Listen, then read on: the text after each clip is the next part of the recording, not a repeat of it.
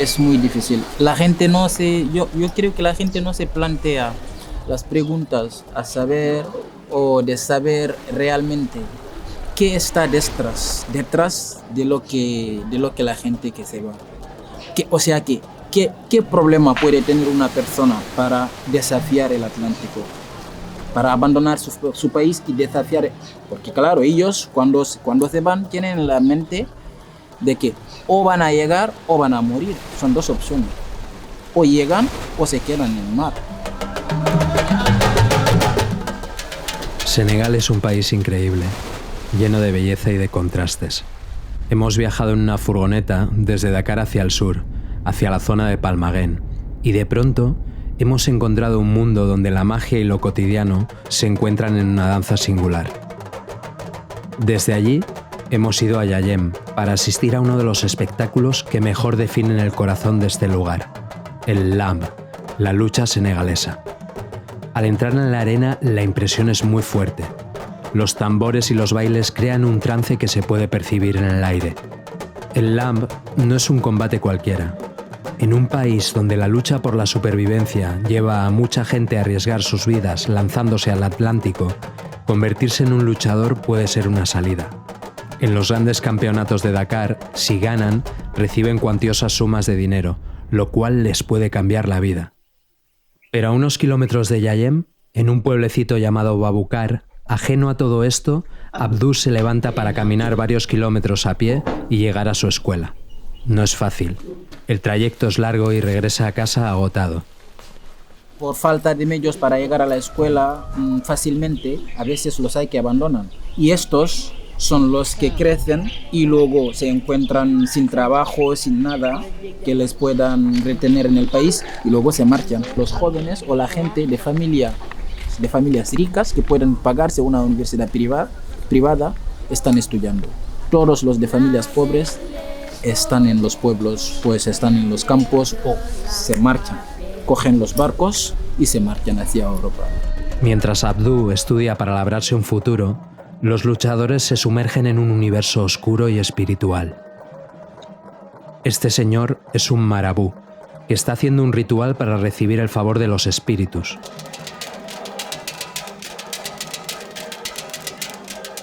Aquí, la fuerza bruta no sirve de nada si tu alma está desprotegida. Estoy en medio de la arena y, mientras lo grabo, no entiendo nada de lo que pasa a mi alrededor. Solo siento las miradas, el sudor, la fisicalidad brutal, los tambores que hacen que yo mismo poco a poco vaya entrando en una especie de trance y baile con la cámara.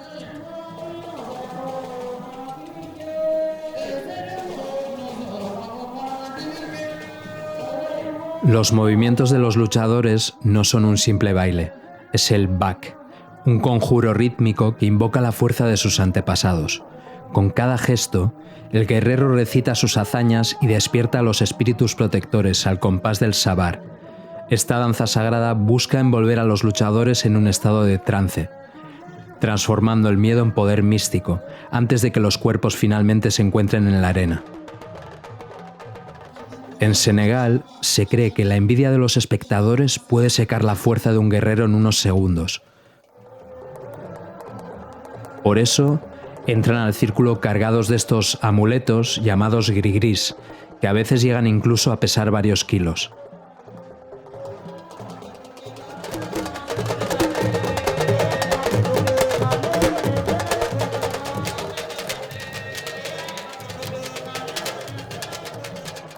La arena también se transforma en una pasarela de elegancia, donde las mujeres del pueblo, luciendo sus mejores bubús, y la gente giran alrededor de la arena, sosteniendo la energía del evento con sus bailes.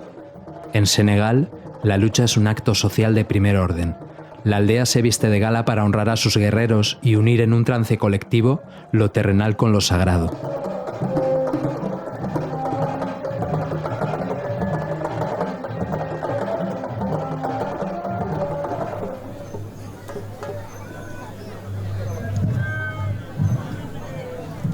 En este círculo, cualquier descuido es una sentencia. Existe una vulnerabilidad total. Si el rival consigue un mechón de pelo o un rastro de tu sudor, pueden usarlos para atarte, haciendo que tus pies pesen como el plomo. Es una paranoia constante, nada se deja tirado, todo es custodiado por el equipo de confianza de los luchadores.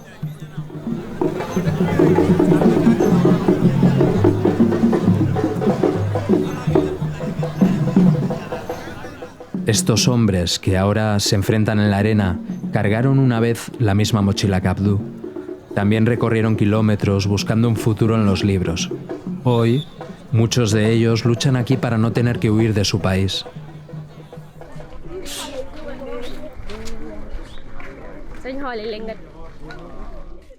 La mayoría se marchaba del país porque si no tienes estudios aquí, hasta los que tienen estudios tienen problemas para tener una vida normal aquí. O sea que para tener un futuro, quiero decir, para tener trabajo, poder atender a su familia, etcétera, etcétera, cuidar a su familia. Hasta los que tienen estudios tienen dificultades para salirse bien. Y fíjate, los que no tienen, al final están condenados a hacer la inmigración clandestina o estar aquí como de taxistas de moto. El verbo caber, ir, muy bien. Los que van no solamente es por pobreza, el mal es profundo. Hay muchas causas, no solamente es por pobreza. Que yo sepa. Yo tengo muchos contactos ahí ahora mismo, mis alumnos que me escriben que ya han llegado bien. Otros también que murieron, que se quedaron en el mar. No hay empleo, no hay ninguna política para ayudar a los jóvenes a tener un empleo normal. La única salida que hay es hacer política.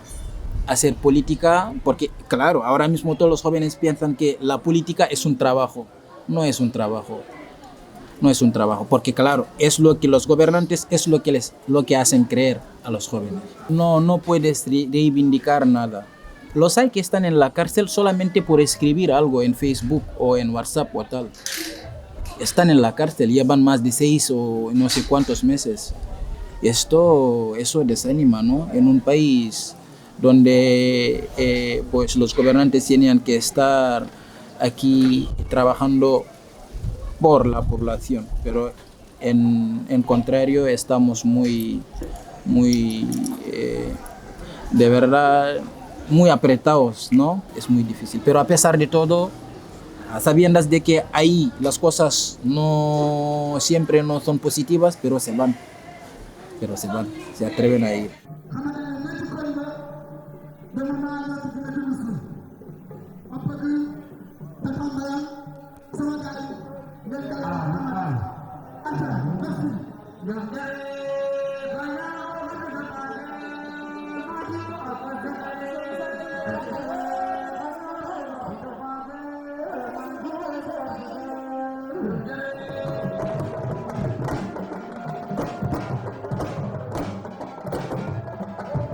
La arena también creen que está viva. Es el hogar de los Jinn, que son los espíritus de la tierra.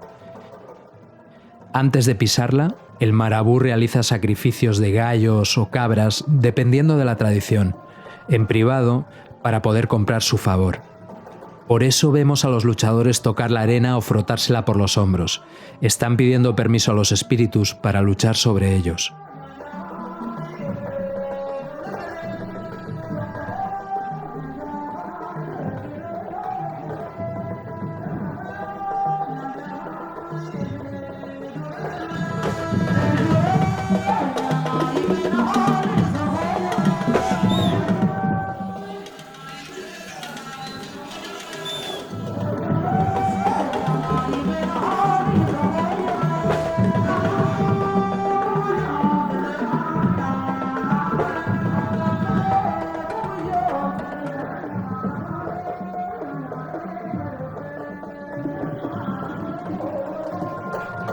Les oigo susurrar palabras que no entiendo.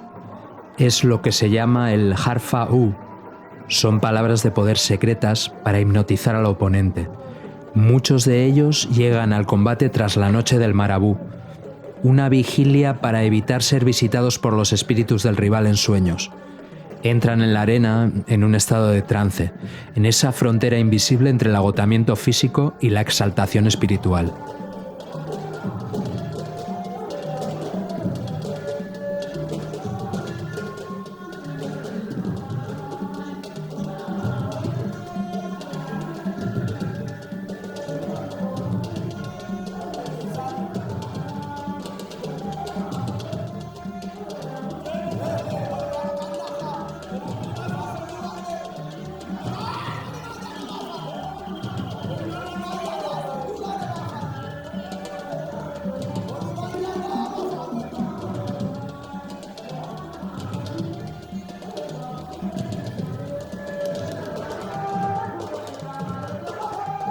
En los recipientes con los que bañan su cuerpo no hay agua común, es safara.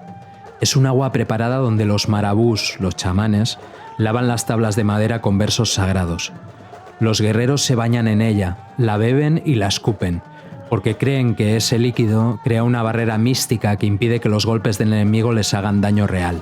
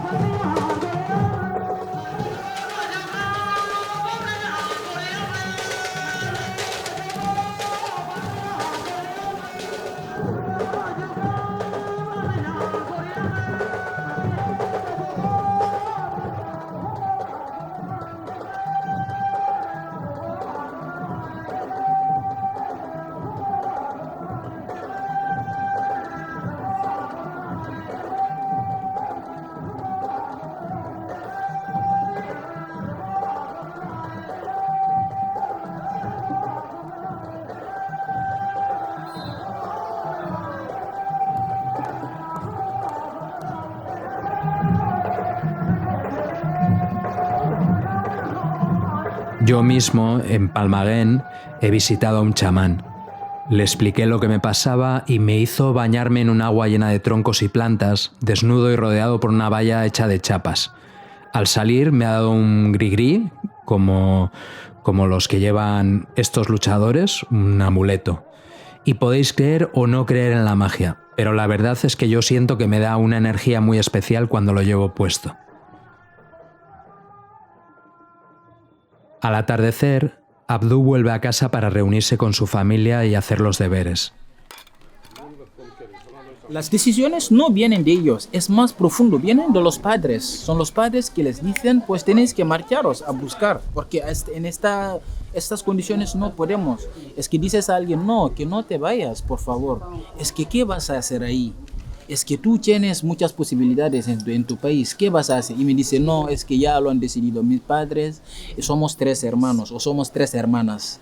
Mis padres han dicho que o va esta o me voy yo. Entonces he decidido pues irme yo, etc. Y o sea que es algo son decisiones muy fuertes que vienen de los padres. Además de la propia voluntad de la persona que quiere también ir.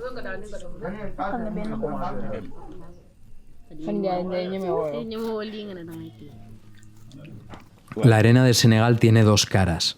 En Babukar, la familia de Abdul lucha en silencio, apostando por la paciencia, los libros y el esfuerzo de caminar kilómetros bajo el sol. A pocos kilómetros, esa misma urgencia por sobrevivir se transforma en estruendo y músculo. Mientras unos buscan el futuro en la educación, otros se blindan con magia para encontrar la gloria en la fuerza del cuerpo y en el combate.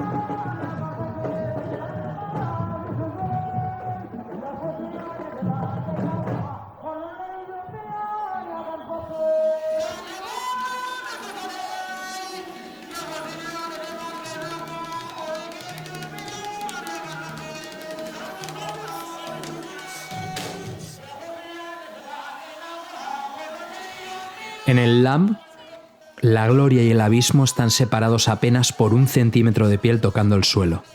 El ganador se alza embriagado por el Safara y el grito de los espectadores. Para él, la victoria es una promesa de alivio, un respiro para su familia. Pero a sus pies, el perdedor queda en silencio.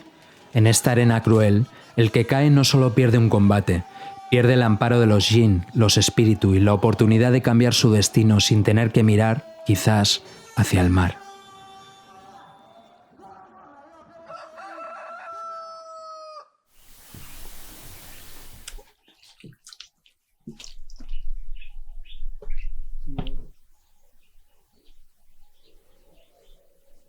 Pero ha llegado el día en que el destino de Abdú cambia sobre 2 ruedas.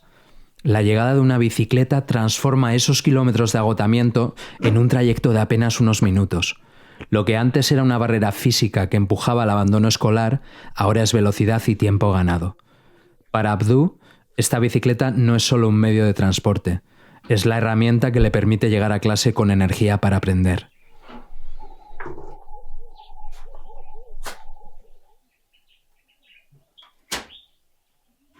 Los resultados han sido mucho mejor que antes cuando no había bicicletas. Sí, porque claro, es que llegan a la hora, con la bicicleta llegan a la hora y se van a la hora. Pueden, porque antes no lo podían, estaban obligados a pasar el día, ¿sabes? Sin comer, sin ni hacer nada, porque el pueblo les pilla lejos, no podían volver a casa y comer y ahora con la bici lo pueden hacer.